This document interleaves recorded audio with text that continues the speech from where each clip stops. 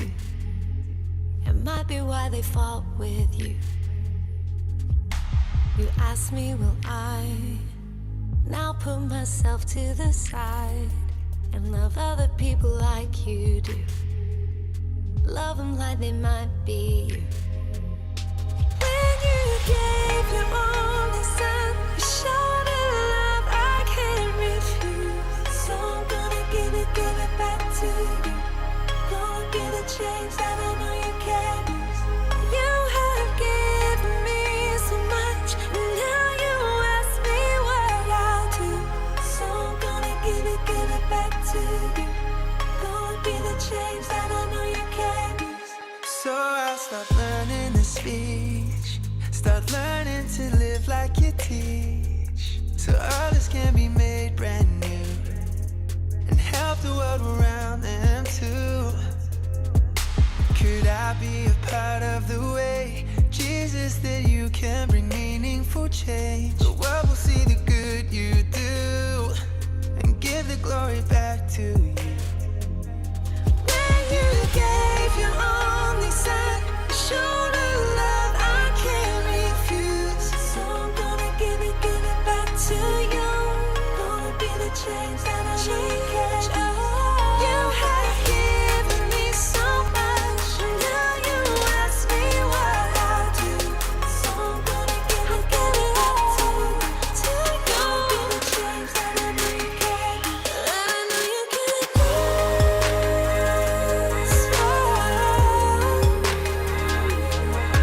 You can take all that I am and show me as you will. To see the world around me like my neighborhood. See the world around me as you go. Wrap my arms around the hurting and misunderstood. Love 'em like they're living in my neighborhood. Love your neighbor, love your neighbor, love your neighbor like they were your savior. Love your neighbor, love your neighbor, love your neighbor like they weren't a stranger. Love your neighbor, love your neighbor, love your neighbor like they were your savior. Love your neighbor like they weren't a stranger. Like they weren't a stranger.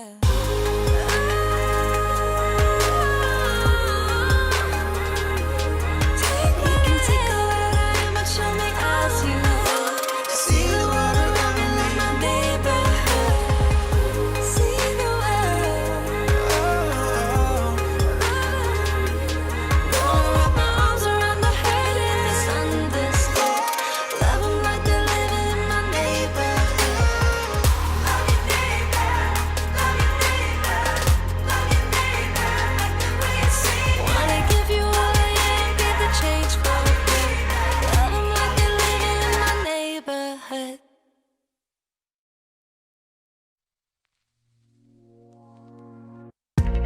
Always taking care for good. What I do won't add to what you've done.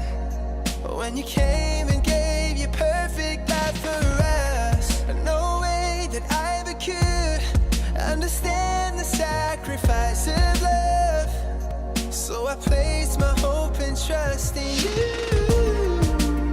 Carve your plans upon my heart and assure me I've the things to come. So in everything I will hold on to the hope I found in you. God, I know you're faithful and your promises go on. Though I may not see the plans you have for me, even when I'm weak, I know that Jesus, you are strong. So I keep on holding on. Oh, you gotta keep on holding on. Keep on holding on.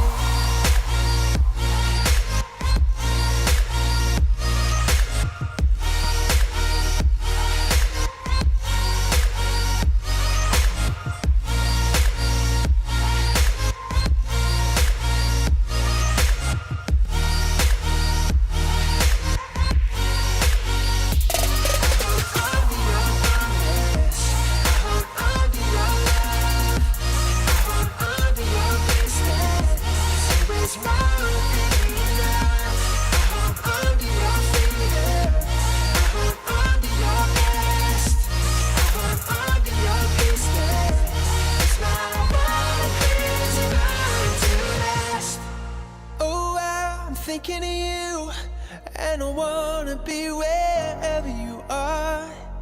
Can you light the way and show me where you lead, so I will know the truth? Where I go, I feel you're never too far from me. I will hold on to the hope I found in you. God, I know you're faithful and your promises go on. Though I may not see the plans you have for me, even when I'm weak, I know that Jesus, you are strong. So I keep on holding on. Yeah, yeah.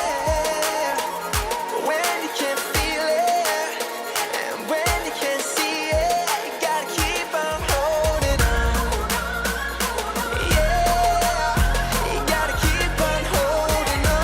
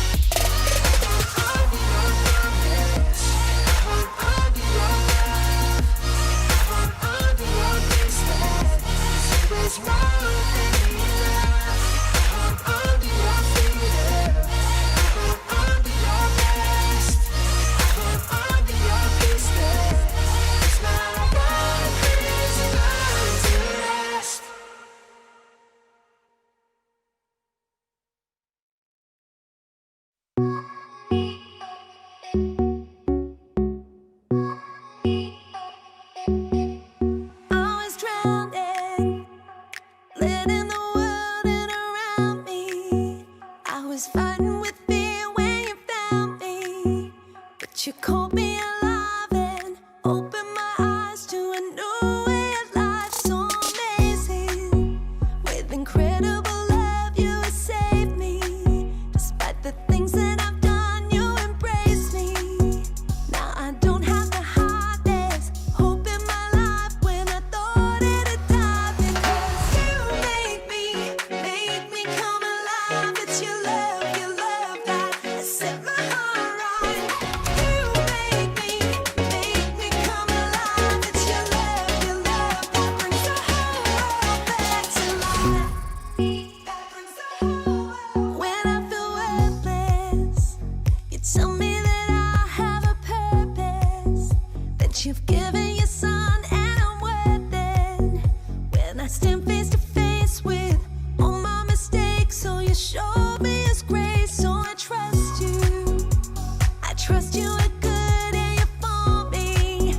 I'm more than the words the world calls me. I'm replacing the lies with your word for my life that I've hidden inside, because you make me come alive. It's your love that set my heart right. You make me come alive. It's your love that brings the whole world back to life.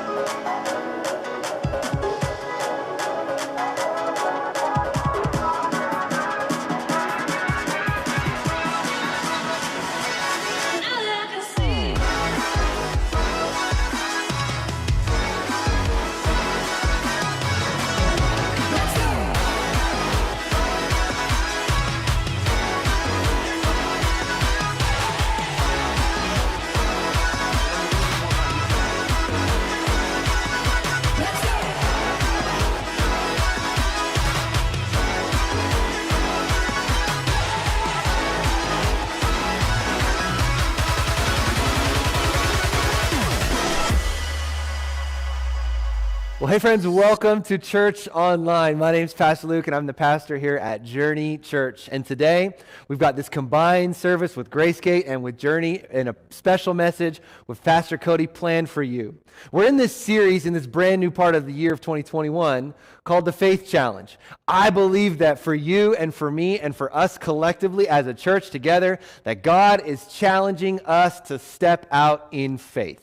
And I believe that today what Pastor Cody is going to be preaching and speaking is going to speak right to where you and I are at in our lives and pump us full of faith in God for what the future has in store for us.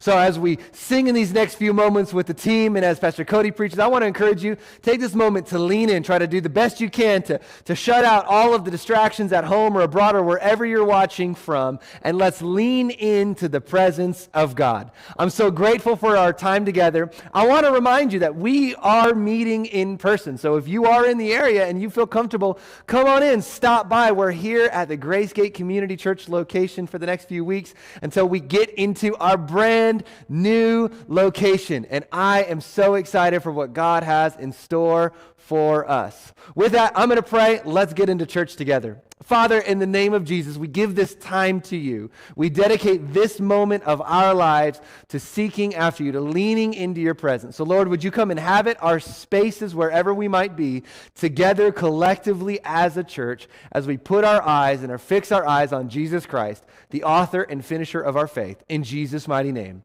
amen. Let's worship together.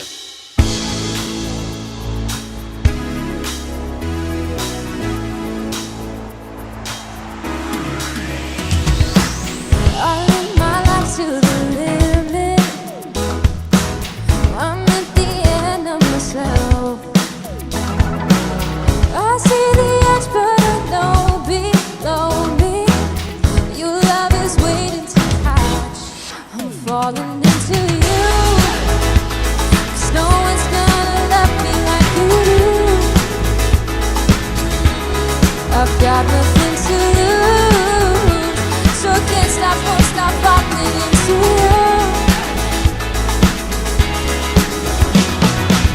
The rush I felt in the free fall, 'cause I lost control of my life. Jesus, the fact that you've always had me, your love is never in doubt. I wanna love it like you love me, I wanna love it like you love me. I'm falling into you, 'cause no one's gonna love me like you do. I've got nothing to lose, so can't stop, won't stop falling into you. Oh,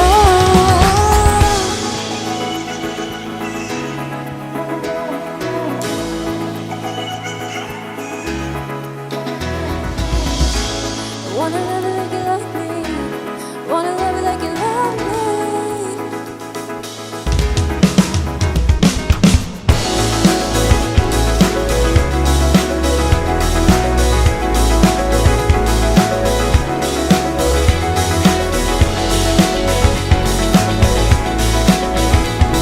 Oh yeah, yeah, I'm falling into you, 'cause no one's gonna love me like you do, you do.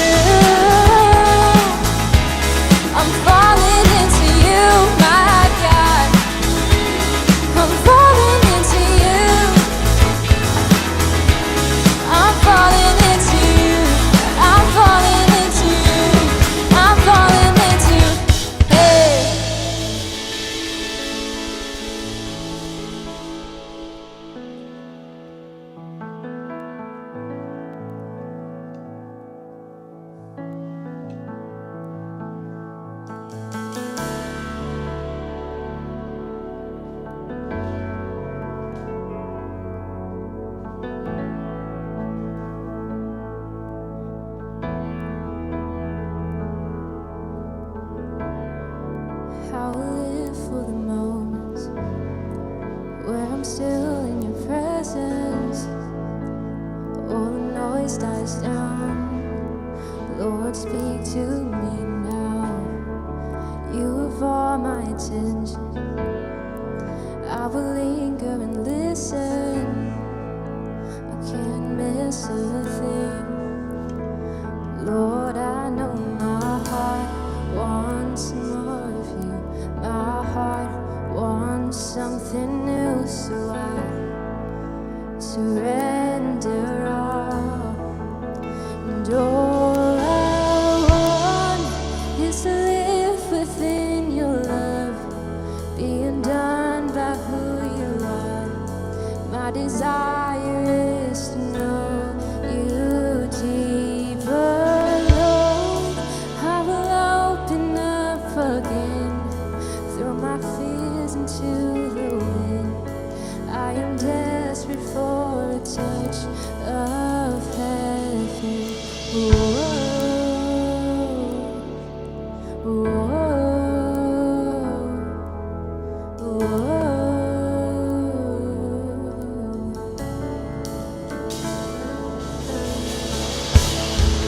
You're the fire in the morning. You're the cool in the evening. The breath in my soul. Oh, the life in my bones. There is no hesitation in your love and your affection. It's the sweetest of all. Lord, I know my heart wants more of you. My heart wants something new, so I surrender all. And all I want is to live within your love, being done by who you are.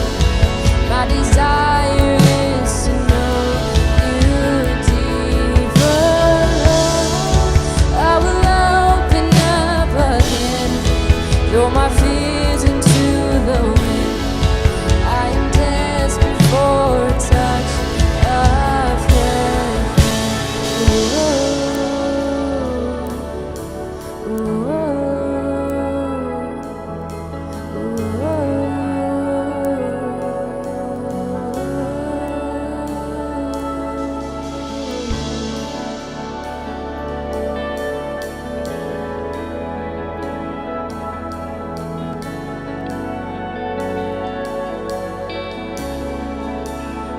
Open up my heart to you.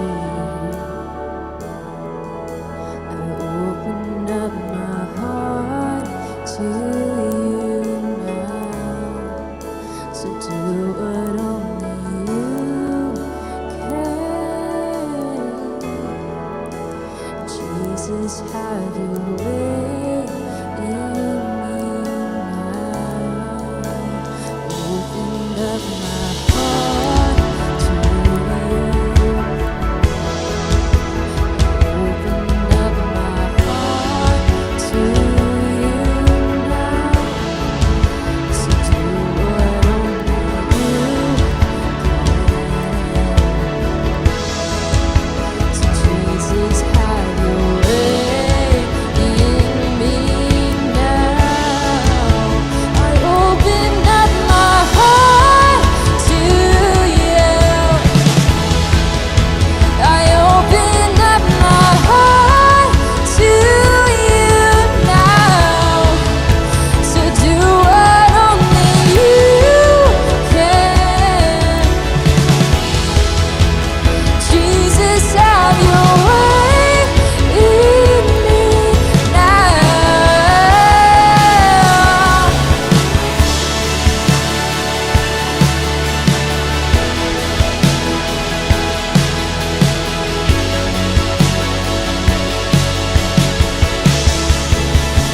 All I want is to live within your love, being done by who you are.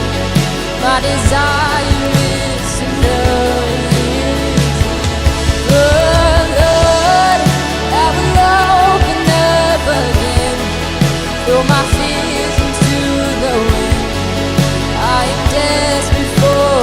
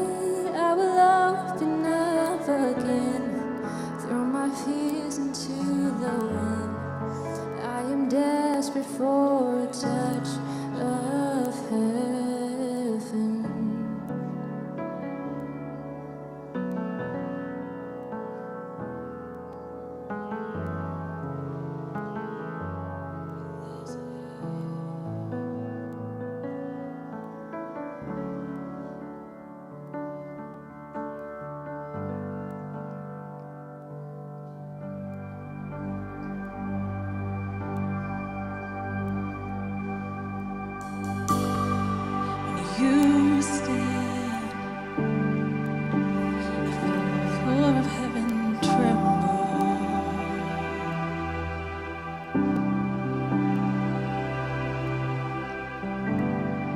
As you breathe, we live and have our being.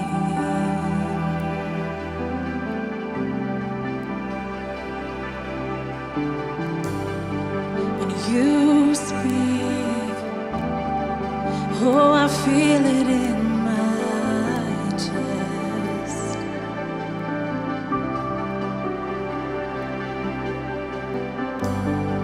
When you sing, and all my fears are put to rest.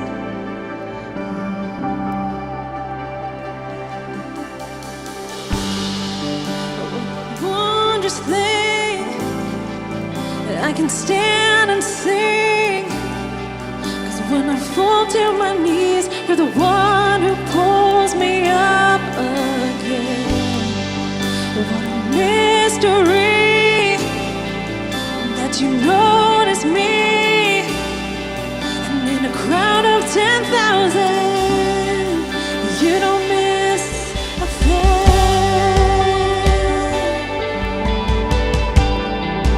You don't miss a thing.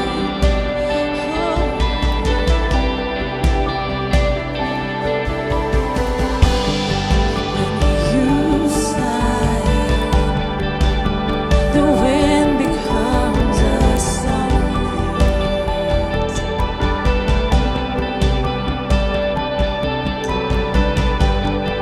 When you laugh, the storm around me ceases.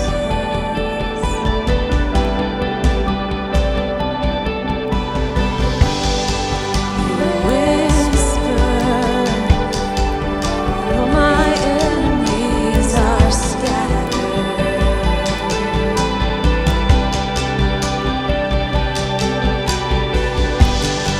You surround me with angels on assignment.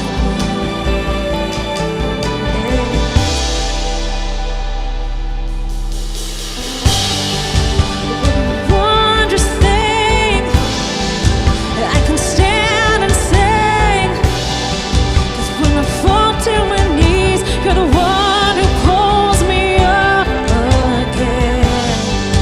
What a mystery that you notice me, and in a crowd of 10,000, you don't miss a thing.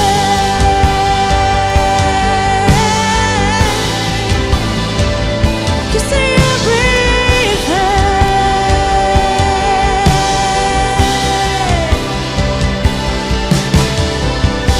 Oh, I am seen and I am known by the King of Kings and the Lord of Lords.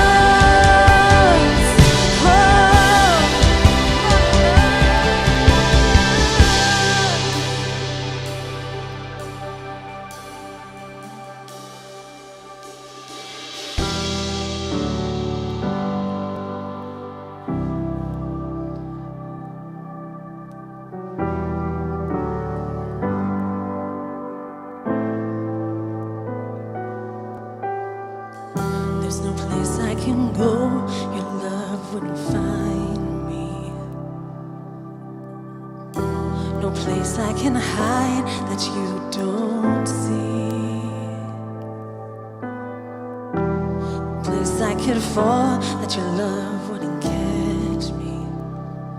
'Cause you see it all, you see it all through the eyes of love.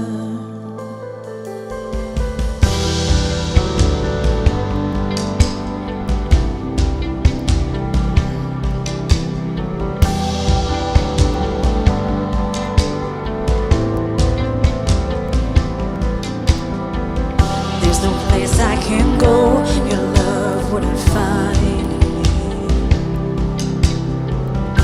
There's no side to hide that you can't see. can't fall, your love wouldn't catch me. 'Cause you see it all, you see it all, you're in everything.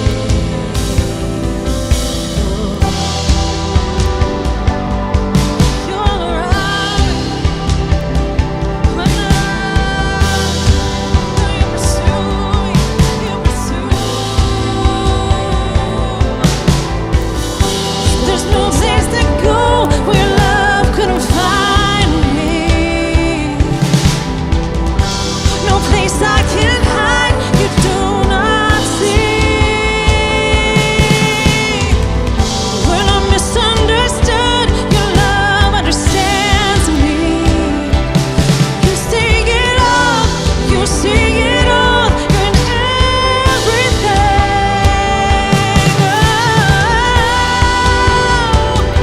Oh, you all around me, Lord. You surround me, Lord, with the sun, There's no place I can't go that you won't find me. There's no place I can hide that you don't see. No place I could go, love wouldn't catch me. 'Cause you see it all, you see it all through the eyes of love.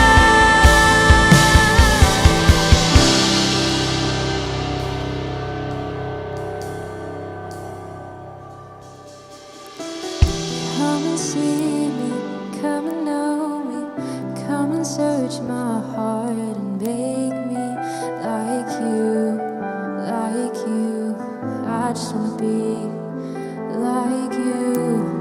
Come and see me, come and know me, come and search my heart and make me new, make me new. I wanna be just like you.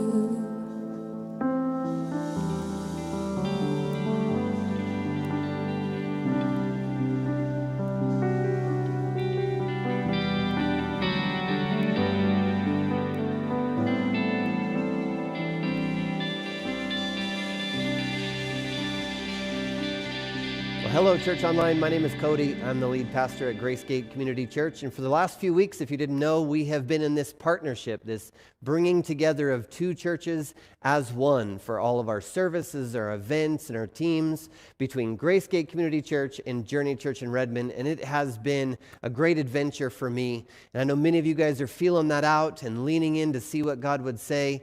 And I just encourage you to continue to do so. Last week, Pastor Luke started something that I love. He started our beginning of our year with 21 days of prayer and fasting. And if you haven't joined into that, it's not too late to start. I personally love seasons of prayer and fasting. I'm hungry right now, and it's not that I like to be hungry or that I like to suffer or like to miss out on some of the things that I enjoy when I'm not in a season of prayer and fasting, but I love the clarity that it brings. I love the way that it benefits my soul, that it uplifts my spirit, that it realigns my body. I love the time set apart to just spend time with God in praying and seeking Him and hearing from Him, and I hope that you're getting to enjoy that as well. Pastor Luke also started something last week with a new series called the Faith Challenge. And how many of you know that faith is sometimes a challenge? And so when we're diving into this message, I want to bring a perspective that might be a little bit different. Faith is a challenge, but oftentimes faith is a challenge because our focus is challenged. And so that's what we're going to be talking about today. And before we jump into that, I want to just give a little bit of a definition of faith. I have a personal definition of faith. It's what I've been working on after 20 years of studying this in the scriptures and seeing this applied in life. And each time I go back through and study the idea of faith, this definition just gets deeper and deeper as it's reinforced inside of my heart and inside of my life. But this is the way that I would define faith. It is the response of trust. You see, most people think about faith in our culture. We think about faith as believing something. But this is a way to rethink faith in the terms that I just described that is beyond belief. Because what happens is if I look at this pulpit that is sitting right here in front of me, and a friend comes and tells me, if you lean on that pulpit, it'll hold you. I can believe that and have it not be faith as the Bible describes it. I can believe that what he told me is true and it not be faith as the Bible describes it. It's not faith as the Bible describes it until I lean on that pulpit. When I lean on that pulpit, it becomes faith, because faith is the response of trust. It is the outward behavior of leaning into the unknown because I trust the one who said it. Now, there are two ways of looking at faith, and oftentimes we get stuck in our faith because we apply the first one, which is misplaced faith, and we miss the second. The first one is if my friend says to me, faith, you can have faith that that pulpit will hold you up. And I take a step back and I look at it and I evaluate the structures of it. I look at the welds, I look at the way that it's constructed and say, you know what, I believe that. That is not faith. That is me having a confidence in my evaluation of a circumstance. That's not faith. Even if somebody tells me that I can trust it, as soon as I lean on it, it wasn't faith if I did it as an evaluation of whether or not I believed it can hold me. Faith, as the Bible describes it, is the act that I take to lean on the pulpit, not because I trust the pulpit's integrity, but because I trust the one who told me I could lean on it. And that's such an important thing that we're going to look at today. Because when faith is challenged, it becomes greater faith. Oftentimes, we don't like our faith to be challenged because it's hard, it's difficult, it's reaching into the unknown, it's reaching into the unseen, and not knowing how the outcome is going to play out. And that's often uncomfortable, especially when we have to keep walking in faith in the direction that God has set before us, and the circumstance start to experience something shocking or some kind of setback.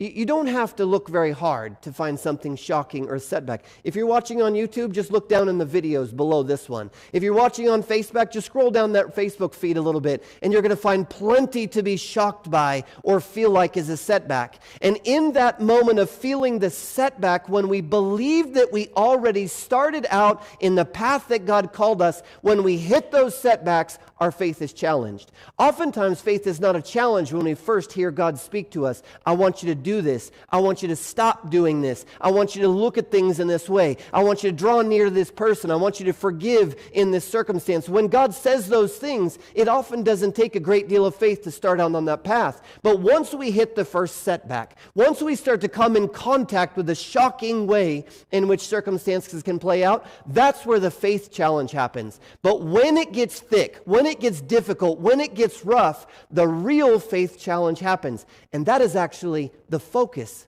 challenge. This is what focus means. Focus is something that happens in our eyes. And you could take this moment right where you're at and look out whatever window is closest to you. And if you look out that window, your eyes are going to pick up everything in a grand view of what's out there. And now I want you to take just a second, and I want you to focus on one thing that you see out that window. Just take a second and look hard at that one thing. Recognize the details, the colors, the shapes, the angles of that one thing out that window. Did you notice that everything else got blurry? The way in which our brain is designed by God is to concentrate its energy on what matters most. So when our eyes are taking in this extraordinary amount of information and our brain is deciphering it, the more intently we look at one thing, the more our brain chooses to blur the rest. The same thing happens with our energy. When we take something we're looking at and say you were to set out after that thing, our bodies would begin to realign, to organize itself to accomplish getting to that one thing. So it forgets the rest in order to obtain the one thing. That is by definition what focus is. And in the challenges of our faith, the real struggle is our focus, not our trust. Because faith is the response of trust. We can still believe in our heart that God is for us, that He called us these things, but our actions begin to change and our faith begins to be misplaced, and we get stuck in the circumstances of our life because our focus gets off of the one who promised and onto the circumstances that we've begun to evaluate. Now, one of my favorite stories about this is in Numbers chapter 13. Would you just turn with me? I know not a lot of people are thinking my favorite book in the Bible is Numbers right now. If you've read the Bible and you've read the book of Numbers, you know what I'm talking about. Enjoy the joke with me. It's a Bible nerd joke. But in Numbers chapter 3, there is a story that is so useful in this understanding of what's happening, because it gives us a direct parallel of people who were in the exact same circumstance, who had the exact same upbringing, who heard the exact same circumstances or instructions of God, and had the exact same anticipation of what they would find. But when they went in, their focus changed, and therefore their outcomes changed. So in Numbers chapter 13, we're going to begin in verse 1. The Lord spoke to Moses, saying, "Send men to spy out the land of Canaan, which I am giving to my people Israel. From each tribe of their fathers you shall send a man, every one a chief among them." So what's happening here is we have a promise that God was going to give this people this land. And that promise is in the ballpark of 500 years old. That promise was given to their great-great-great-great-great-great-great-grandfather Abraham. And Abraham was able to impart that promise, that inheritance out of his friendship with God to his son Isaac, his son Jacob. Jacob gave it to his 12 sons. One of his sons went into Egypt, was set there by God to save the whole civilized world at that moment from famine, and as a result, God's grace brings them together in Egypt, and then he brings them out of Egypt into the wilderness through these miraculous circumstances. They wander in the wilderness, learning to trust God and learning to follow him, and they come to the banks of this place where God has promised them this inheritance just across the river. And he gives them instructions to send some of their trusted leaders to go ahead of them to see what it is they're about to inherit. Now, this is an important understanding. When I say this, it's going to sound obvious. But when we feel it, oftentimes we deny the obviousness of this statement. Our choices matter. Everybody knows our choices matter. But oftentimes, if we're Christians, and if you're not yet a Christian, you probably know some Christians that live this way. When we're Christians, we get into the circumstances of our life, and when the circumstances get shocking, and when we experience those setbacks, we take a step back and we say, what is God doing to me? And oftentimes it's because at some point during the challenge, our focus has gotten off, which leads our path astray. If our path is astray, it's difficult to say, why did God do this to me? If our path is still aligned, it gives us the opportunity to say, God, this is what you set before me. I still trust the one who spoke it to me, and I'm going to still continue in the direction you set before me. So they are in this moment of decision, and their decisions will be determined by their focus. Verse 3, so Moses sent them from the wilderness of Paran, according to the command of the Lord, all of the men who were the heads of the people of Israel. Moses sent them to spy out the land of Canaan and said to them, go up into the Negeb, go up into the hill country, and see what the land is, whether the people who dwell there in it are strong or weak, whether they are few or many, or whether the land that they dwell in is good or bad, and whether the cities they dwell in are camps or strongholds, and whether the land is rich or poor, and whether there are trees in it or not. Be of good courage and bring some of the fruit of the land. Now the time was the season of the first ripe grapes. They're coming to a land, and God is giving them the opportunity to see their inheritance. He's giving them the opportunity to see their promise. But many of them, make the decision to, instead of just leaning on what he tells them they can trust, they choose to take this moment to take a step back and evaluate it and see if they believe it will hold them. So what their focus is what they focus on becomes the direction of their lives, and it becomes the measure of their faith. In verse 21, it says they went up and spied out the land, and it gives a whole bunch of descriptions of words that are hard to say. I'm going to avoid them. Verse 23, they came to the valley of Eshcol and cut down from there a branch with a single cluster of grapes, and they carried it on a pole between two of them. And they also brought some of the pomegranates and figs. That place was called the Valley of Eshcol because of the cluster of grapes the people of Israel cut down from them. At the end of 40 days, they returned from spying out the land. And they came to Moses and Aaron and to all the congregation of the people of Israel in the wilderness of Paran, back on the other side of the river. And they brought back word to them, to all the congregation, and to show them the fruit of the land. So basically what has happened is these leaders of all the tribes of this huge nation of people crossed over the river at the word of God.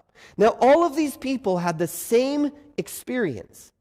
They grew up in the same period of time. They were discipled by the same documents. They were discipled by the same priests. They were all led for the majority of their life with a pillar of cloud that was the presence of God ahead of them during the day, and a pillar of fire by night. They had had God provide to them water when there was no water in the desert. They had had God provide to them food when there was no food. They'd had God provide to them an aspect of worship and an entire governmental organization of their whole community, which they had no qualifications to provide. They had seen God over a period of years set their life in order with Him as the center, and all of them had the same experience of that life. Yet all of them came back with a very different focus when they went out in this moment of faith. Verse 27, they told him, "We came to the land which you sent us. It flows with milk and honey, and this is its fruit. However, the people who dwell in the land are strong, and the cities are fortified and very large. And besides, we saw the descendants of Anak there. And the Amalekites dwell in the land of Negeb. The Hittites, the Jebusites, the Amorites dwell in the hill country. And the Canaanites dwell by the sea and along the Jordan." But Caleb, one of the guys who went with them, quieted the people before Moses and said, "Let us go up at once and occupy it, for we are well able to overcome it." Now think about these 4 different points of focus. Every single one of them grew up with the same opportunities. They were sent into the land well equipped, well established in their faith, in their community, in what God has done. They have many times before seen God come through for them. And in this moment, they're all having the exact same challenge of faith. Can I just say, if our faith is not challenged, it ceases to be faith. Faith is a response of trust, and this is in essence a relational exchange. The reason faith is a response of trust, the reason we have these complex verses like Hebrews chapter 11 verse 6 that says, "Without faith it is impossible to please God." Now many of us, when we have these moments where our faith is being challenged, we don't like verses like that, because we think that this is somehow a performance, that we have to do everything just right and then God will bless us. And we need faith to do that. So we feel the performance anxiety, we feel all this determination, we get very strivey, we get very self-willed, and we get ourselves stuck because we don't understand that that verse is a relational verse. What God is saying is, I love who you are. I believe in who you are. I know who you created to be. I know that there is a purpose and a plan in my heart for your life, but you're going to have to trust me to get there. You're going to have to trust me as a person the way I love you as a person, and you're going to have to take the steps I ask you to take. If we don't take the steps He asks us to take, we won't get where He asks us to be, because that's the place He wants to live with us.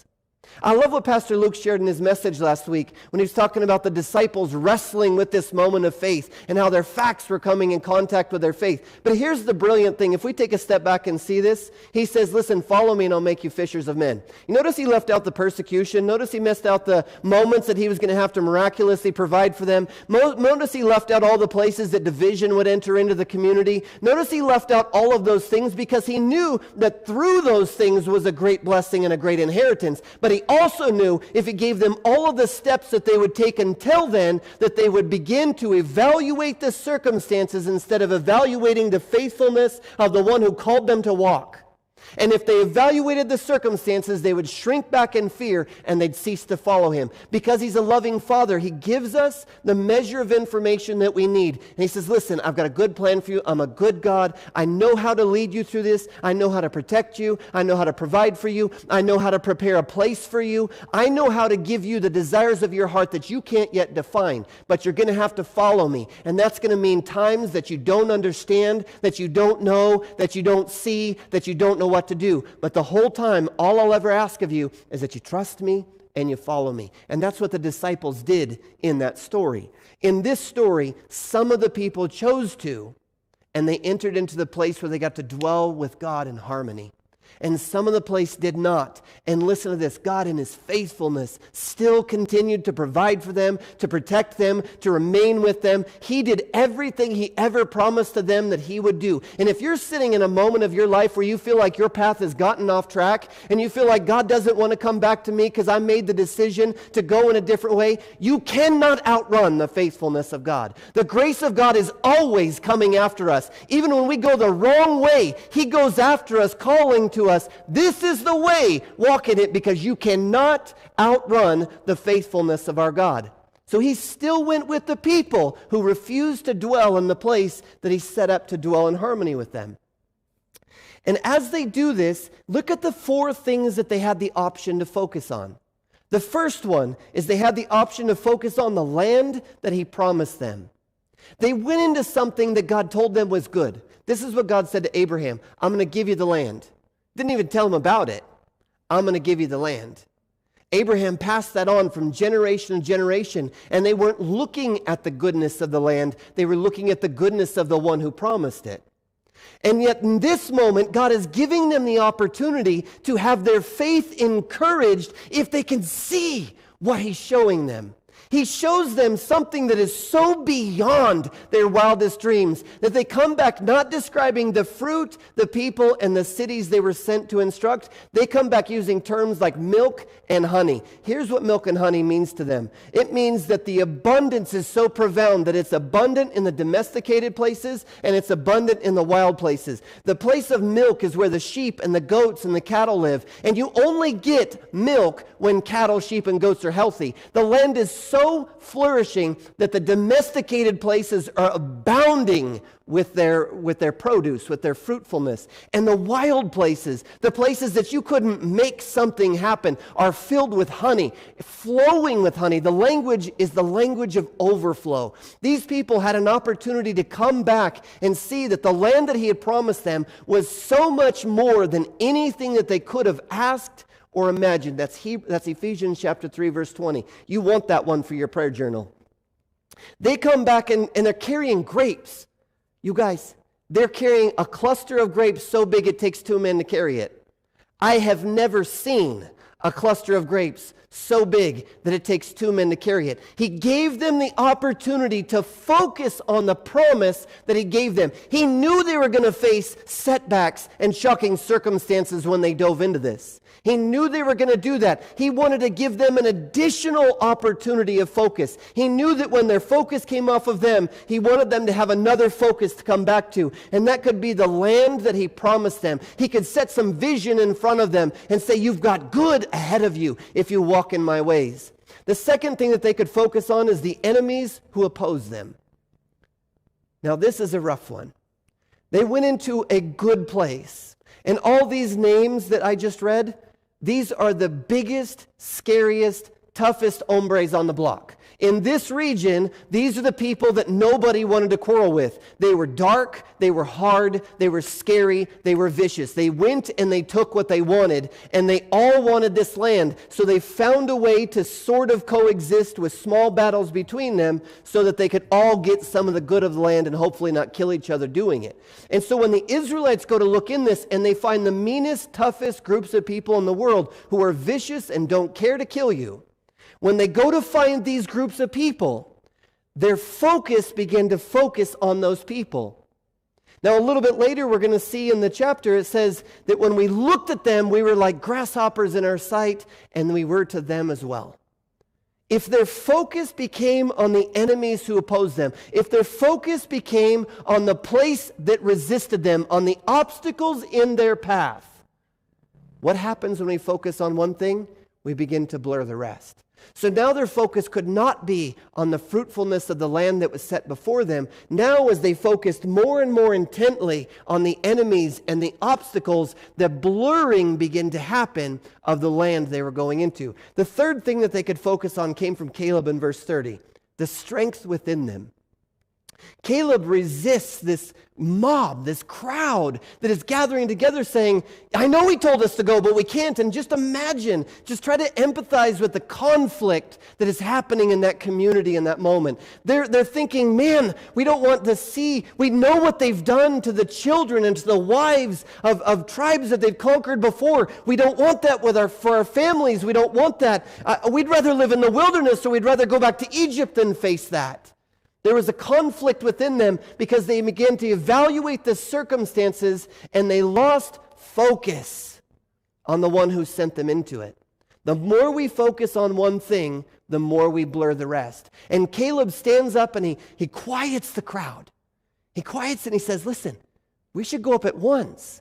We are well able to overcome this. And I personally believe, we don't know what is in the heart of Caleb, but I personally believe that he wasn't talking about their own strength to do it, but he was looking with a bigger viewpoint of all the ways that God had come through with them in the past. He was seeing a oneness between the people of Israel and God, and he's thinking, we, God included, can do this. But in our culture, there's another opportunity for focus right here.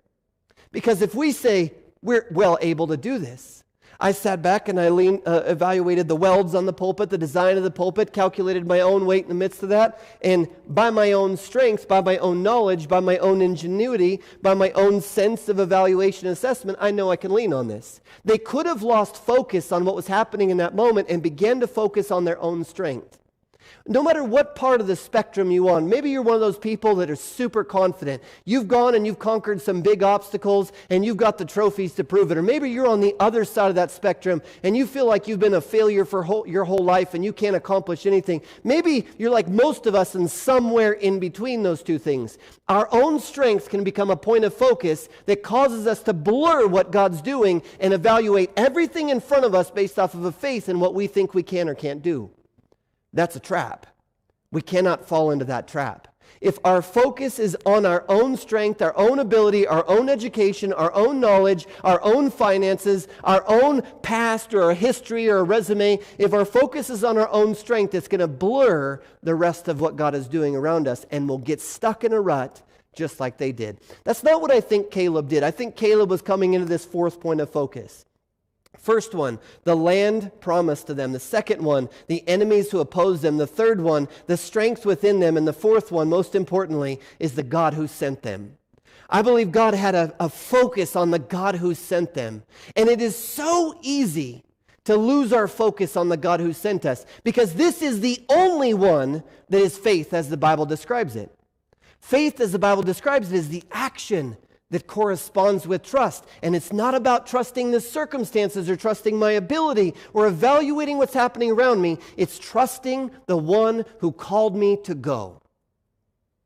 And in this moment, Caleb does what we all need to do when we get stuck in that rut, because all of us get stuck in that rut. I've been stuck in that rut multiple times in the last year, where I begin to evaluate what's happening around me and my attention becomes so locked on something that's happening. It happened with COVID. It happened with shutdowns. It happened with politics. It's happened with a number of things where my focus gets so honed in on that it blurs my focus on the rest. The only way to get the focus back is to take a step back, to zoom out and get the big picture again. Because at any point in our life that we zoom out and get the big picture again, guess what? God comes back into that picture.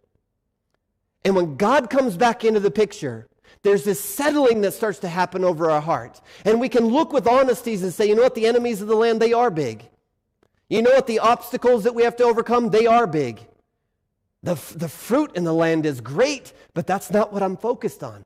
I trust the one who sent me. I trust the one who called me. I trust the one who loves me. I trust the one who's directing me. And because I trust him, I'll take the steps I don't understand, and I'll enter into the lifestyle of following by faith. Even though the setbacks and the shocking may come, I keep walking because I trust the one who's leading me.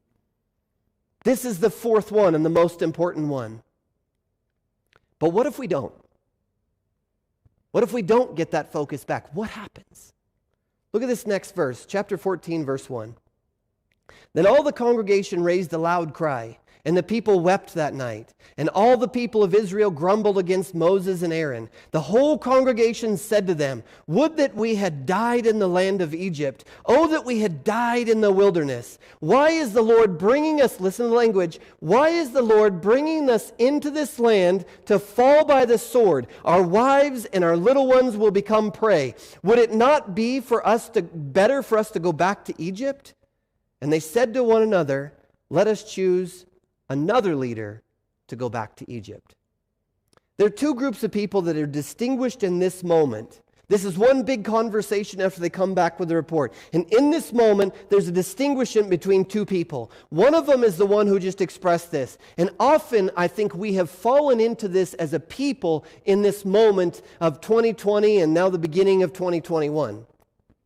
In this moment, this is what happens when we start to lose focus. When our faith gets misaligned and our focus begins to get hyper-focused on the wrong things and blurred the rest. Here's what happens. We get skeptical about the present, scared of the future, and we romanticize the past. Here's exactly what they did. They looked at the present and they were skeptical. Their focus was on them. Their focus was on the enemies. Their focus was on the obstacles. It had blurred everything that God said He wanted to do. It had blurred all the ways that God had come through for them before. It blurred all those things. And as they're focusing all those things, this fear begins to creep into their hearts. And when it comes into their heart, it makes them extraordinarily skeptical about the present. Do you feel skeptical about the present right now? When someone asks you what you think about things, are the knee-jerk reactions of your own heart, the words that come out of your mouth, are they, I don't know. I don't know how that could happen. I don't think America can get better. I don't know what's going to happen in the church. I don't think this is going to make it. I don't know. The skeptical about the present and scared of the future is a sign. It's a sign to us, brothers and sisters, that our focus has gotten off and our faith is misaligned. But when we zoom out from that, when we stop being so skeptical in the moment, and we start to believe that there are things that God can do right now, when we stop getting scared about the future, and we zoom back for a moment to get a look that God can still bring good out of anything, and we stop romanticizing the past. How often do we romanticize the past? Do we not come out and say, "Man, I just wish things were the way they used to be. I wish things could be the way they used to be"? Did you know that your memory works just like your eyes? When we think back in memory, our brain takes in so much information that it decides what it's going to keep and what it's going to store as memory. When it stores it according to the emotion that we felt. And when we pull that memory back out, we go to a point of focus, we look into the past, we draw our focus to that memory, and we pull the memory back out of that. It takes all the emotion, it has to make sense of it. So it selectively chooses the things that it had collected as information to surround that memory. Did you know that every time you revisit a memory, you change it? Because our brain has the impossibility of pulling the whole packet of information back. It just selectively chooses what it wants to focus on, and then imagination recreates the scenario around it. Every time we look back at the past, I've had a number of these conversations with folks at Gracegate trying to figure out what we should do as we're making this decision. This decision's coming up next week. And they're like, "I missed this." And I'm like, "Did you know we haven't had that for 2 years?" "Oh, what? I can't believe that." "Well, I just love how we were like this." "Yeah, we haven't had that for 4 trimesters. Our memory romanticizes the past because it goes back to what we valued, and imagination fills in all the holes. They did the exact same thing. They did it to such a profound degree, that they made a conscious decision to not go to the place that God had called them. They made a conscious decision to disbelieve the promise that He gave them. They made a conscious decision to engage in divisive behavior because they were so scared of the future, skeptical about the present, and romanticizing of the past. How many ways do we do that through COVID? How many ways do we do this after all the election drama of this last week? How many ways do we allow fear and misaligned faith to creep in and redirect our focus and cause us to blur the things that God is actually drawing our hope, our peace, our grace, our joy, our attention to? But listen, not everybody followed that path. Our words matter. And we see in the words of Caleb that his heart was focused on something else. I love the passage in Luke chapter 6, verse 45. It says, out of the abundance of the heart, the mouth speaks. If you want an evaluation, because we all need this evaluation every day. If you want an evaluation of how your faith is doing, how your focus is doing, listen to your words and listen to the words of the people around you. There's nothing wrong with pointing out obstacles. God had no opposition to them seeing all 4 of these focus points. His problem was when they hyper-focused on one and blurred the rest.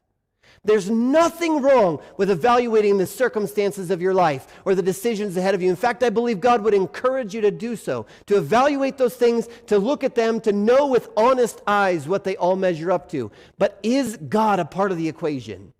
And if our words reflect, I believe God is still calling me forward. Maybe he's not calling you forward, but I believe God is still with me. He's directing me, and he has a path for me. And I'm trying to navigate it even though I don't know every step to take. But if our words sound like we can't do this, God has abandoned us, God is not for us, listen to the language. Did God bring us here to make our children, our wives and our children pray? When we get hyper-focused, our perception of God gets misaligned. Our perception of church and mission and community, it gets misaligned. But when we step back and see the big picture and God comes back into focus, when God comes back into focus, we get to reevaluate all the other things that were there. Notice God told them to look for the obstacles, to look for the enemies. He wanted them to see them with open eyes. But when they went in, what did he ask them to do? Be of good courage.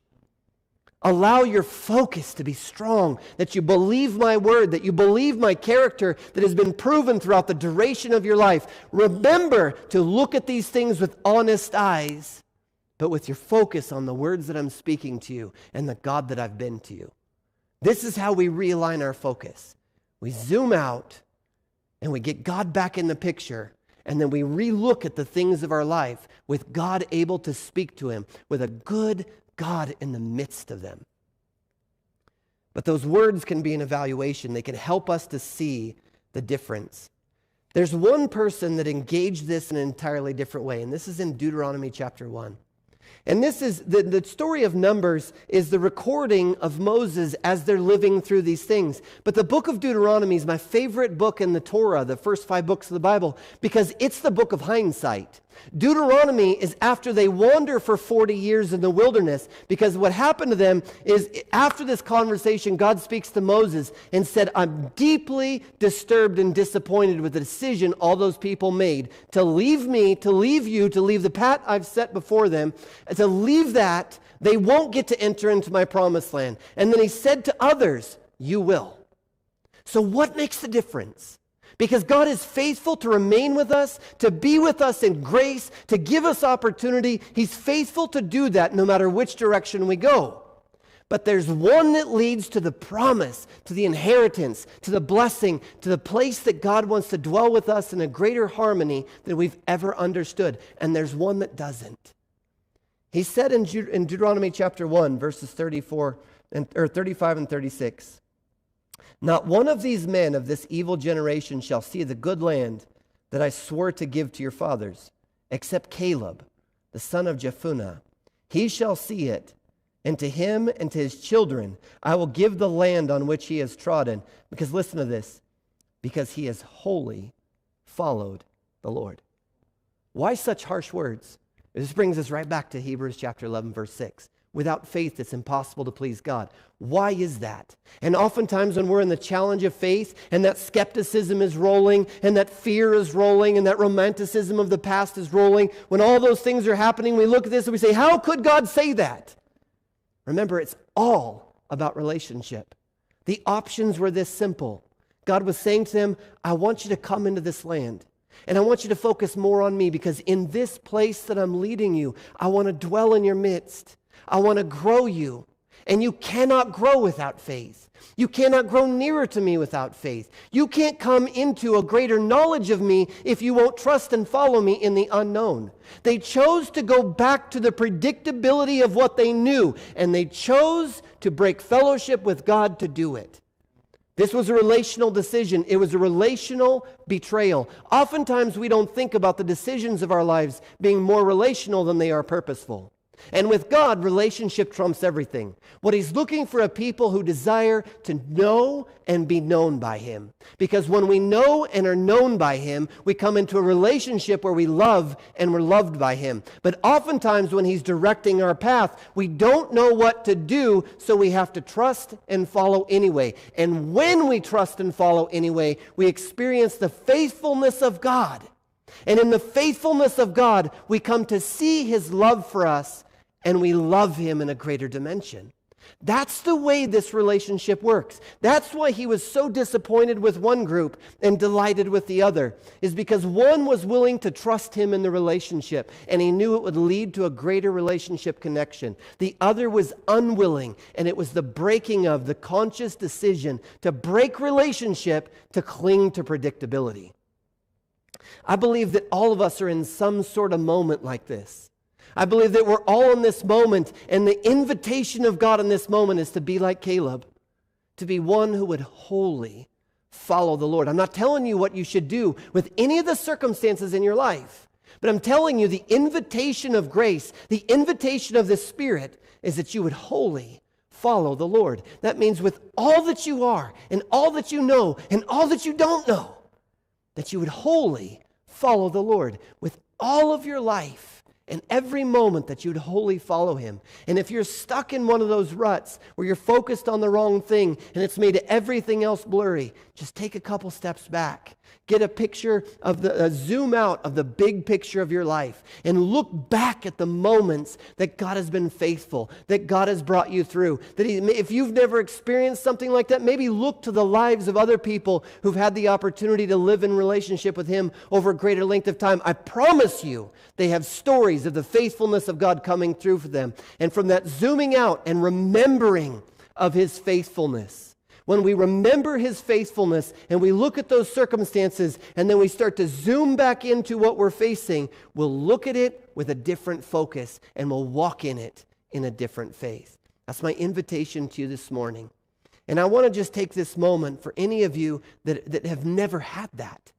If you've never had that, that is the invitation of God for you this morning. He wants to lead you in this wild adventure of both known and unknown. He wants to lead you in this adventure of faith that begins to reshape every aspect of your life, every aspect of your thinking and your feeling, every aspect of your behavior and your relationships. He wants to bring himself in and all of the redemption that he brings, all of the restoration that he brings. He wants to come into your life and dwell there with you and lead you through a life of transformation into a sense of identity and purpose and belonging like you've never known.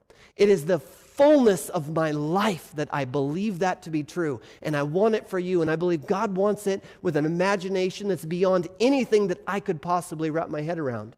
And so I want to invite you to pray this prayer with me. Not that this prayer makes it perfect, but this prayer is just a step of faith in the direction of making a commitment to follow him. Would you pray with me? Father, I commit to you my life. I commit to you my past. I commit to you my present. I commit to you my future. I put my sins into your grace. I put my future into your faith.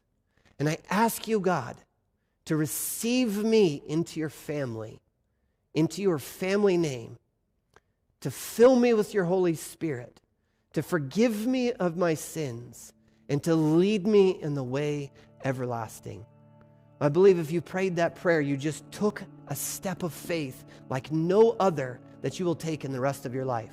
Now, the rest of your life may feel like another one of those decisions every moment and every day, but we want to do that with you. Continue to watch online. Continue to do church with us in person if that's something you're comfortable with. But we're going to put a number across the screen up here, and I want you to text the word life to that number because we want to join you in your journey. Nothing in the Christian faith is meant to be done alone. It is a collective walk of life and a new identity. We have our own decisions to make, but we have a group of people who've been through similar life coming into who Christ is to do it together with. So I want to encourage you to do that. For the rest of you, we've got a journey ahead of us. For Gracegate, we've got our big vote coming up this coming Friday, on Friday the 15th.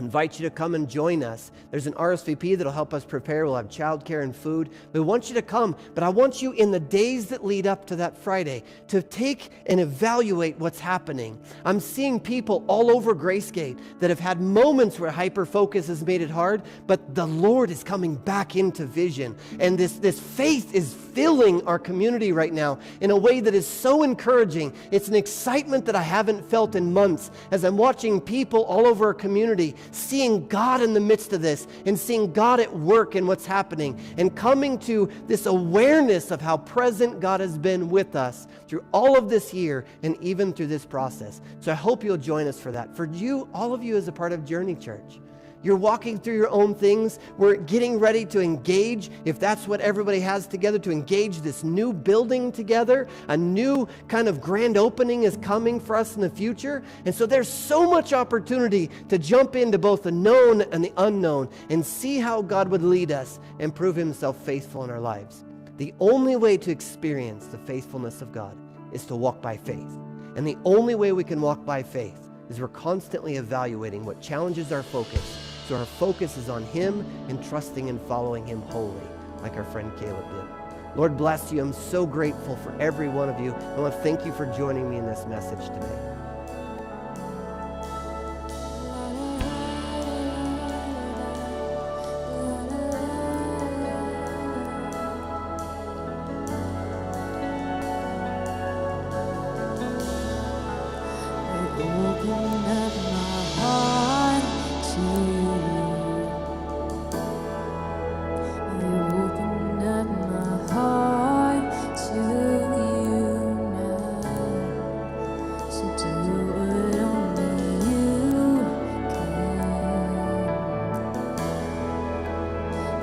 Jesus, have your way in me now.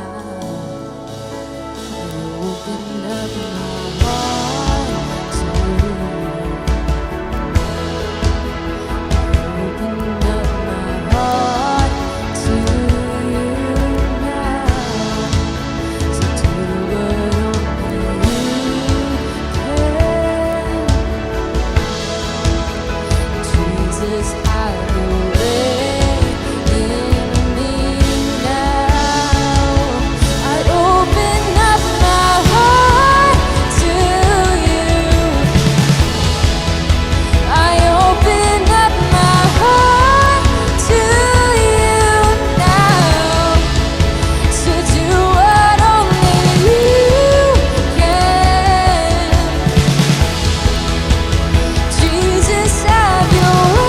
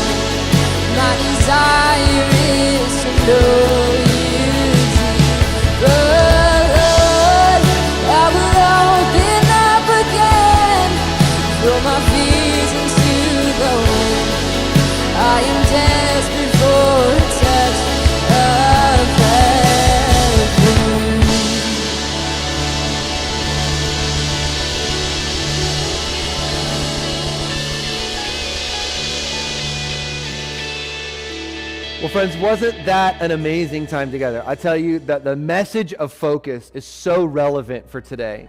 Even just as we look at what's happened in our nation in this last week, we can look all around and see, what are we going to fix our eyes off of? And Cody's challenge and Cody's question of even how do we respond when somebody asks us about how we feel about the present, that indication of where our faith is based on that answer, man, I'll tell you, that got me right where I was at.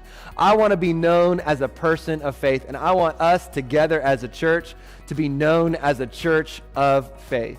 I want to encourage you, if you gave your heart to Jesus Christ or you made that commitment, we've got that number right there on the screen. Would you connect with us and text LIFE to that number? Once again, LIFE. We'd love to just join with you on the journey. We say it like this all the time. You didn't arrive at the destination today. You started a journey. We want you to know you're not alone. We also want you to know that we're here to pray for you. If you need prayer, would you connect with us online at our website? We've got a prayer request. You can do that if you can drop a DM on Facebook or leave us a note right here in the comments on YouTube. We'd love to connect with you and pray with you and let you know that we want to go on this journey with you. And if you call Journey Church your home, or if you call Gracegate Community Church your home, we want to encourage you to get involved and participate and engage by giving, by supporting what God is doing here in Central Oregon as the two churches are on the pathway to becoming one, and we're stepping out in faith into this brand new season. It's not the time to pull back. This is the time for us to step out. And so we want to encourage you to give and to get on board and to support what God is doing here. Friends, I can't wait to see you again next week as we have church once again and we continue this series of the Faith Challenge. I know God wants to speak to you. I know God wants to speak to me. So let's press in this week and fix our focus on Jesus Christ, the answer, and not everything else that's going on around us. And we're going to have an amazing season ahead of us as a church here in Central Oregon. Have a great week. We'll see you guys next time.